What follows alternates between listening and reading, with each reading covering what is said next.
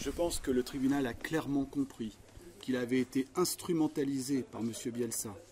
Mais ne prenons pas de conclusions hâtives. Le jugement sera rendu le 5 mars. Attendons le jugement.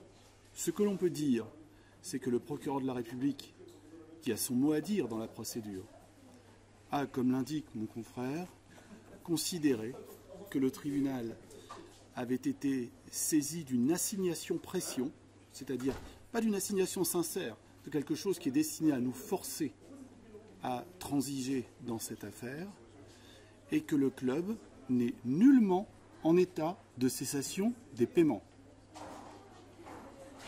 Voilà ce qu'il faut retenir aujourd'hui. Maintenant, pour plus de détails, attendons le 5 mars.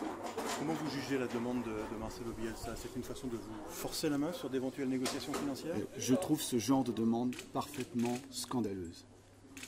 Vous avez 128 salariés qui sont tenus en suspens par la démarche égoïste d'un homme qui prend tout le monde en otage en assignant devant le tribunal de commerce alors qu'il n'a rien dans son dossier.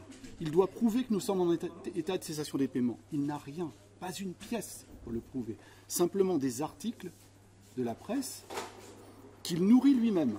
C'est-à-dire qu'il donne des interviews disant que nous sommes en difficulté et il s'en sert comme pièce devant la juridiction. Ça n'est pas sérieux. Nous n'avions même pas à démontrer la bonne santé financière et pourtant, mon confrère et moi l'avons démontré. Nous avons fait au-delà de ce que nous devions faire. Quelle est la réalité de la situation financière du nôtre? La réalité de la situation financière, c'est une entreprise qui paye ses salariés. C'est une entreprise qui est à jour de ses cotisations. C'est une entreprise qui ne comporte pas de compte présentant un solde négatif. Tout ça, nous en avons justifié devant la juridiction.